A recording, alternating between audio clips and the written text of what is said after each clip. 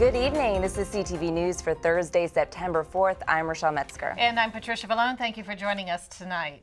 Well, President Obama and British Prime Minister David Cameron are calling on NATO to confront ISIS in the Middle East. NATO's Secretary General says the international community has an obligation to stop the Islamic State from advancing further.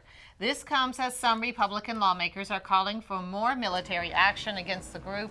Over the weekend, Texas Senator Ted Cruz called for bombing ISIS back to the Stone Age. Cruz has joined a growing list of lawmakers who are calling for a congressional vote on the use of military force in Iraq.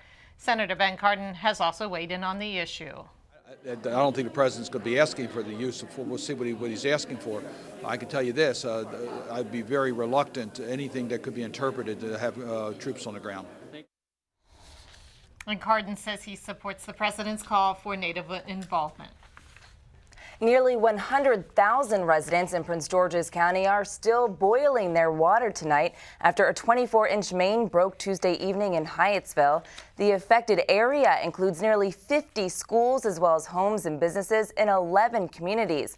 The Washington Suburban Sanitary Commission has issued a precautionary boil water advisory that could extend into Friday. Utility officials say crews have isolated the break and testing is currently underway. We collect multiple rounds of water samples and have to test them to ensure that there's no contamination, and that takes some time. We're not able to collect the samples until the system has been restored to normal operating capacity in terms of water and pressure, and that didn't happen until this morning. Officials say so far there is no evidence of contamination, but affected customers should continue to boil any water used for human and pet consumption. Even filtered H2O should be brought to a rolling boil for 1 minute and cooled before using. Montgomery fire officials are trying to figure out what started the blaze that left one woman dead and 2 rescue workers injured.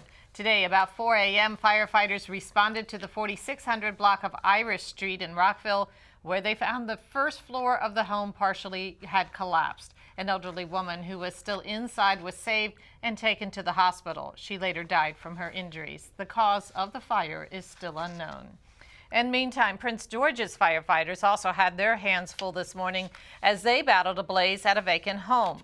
Now, officials arrived at the 4000 block of Gunther Street in Capitol Heights about 5 to a small bedroom fire. Fortunately, no one was injured. We spoke with a former tenant of the house who says squatters may have started the fire. I've lived in it for quite a few years, my mother became ill, so I went to take care of her. And I wasn't checking in as regular, and I noticed they began to break in the house. The police was notified because one of the pastors spotted a couple of guys just stealing out of the house. We had squatters. There were squatters in the place, upstairs, downstairs, a lot of squatters, a lot of thieves. They broke through the windows, they found a way in, and eventually I guess they set everything on fire. I had everything cut off, so there was no utilities. But still spotted were some guys and girls, and that's what I guess happened. They just burned it up. Now, officials say the estimated damage and the cause of the fire are still unknown. The Naval Criminal Investigation Service arrests the father of a 15-month-old boy found dead Wednesday inside a hot car at the Patuxent River Naval Air Station in St. Mary's County. John Junick of Leonardtown appeared in U.S. District Court in Greenbelt this afternoon. The 40-year-old is charged with involuntary manslaughter in connection with the death of his infant son. The boy was reportedly in the back of Junick's locked car for more than 7 hours before he was found unresponsive. According to court documents, Junick told authorities he was supposed to have dropped the boy off at a daycare on base where he works, but failed to do so. Junick also claims that he drove his car twice during the day, but didn't notice the boy in his rear-facing car seat. Junick was detained, but has been released on bond. He faces a maximum of 8 years in prison if convicted. And you're watching CTV News. I'm Rochelle Metzger. And I'm Patricia Vallone.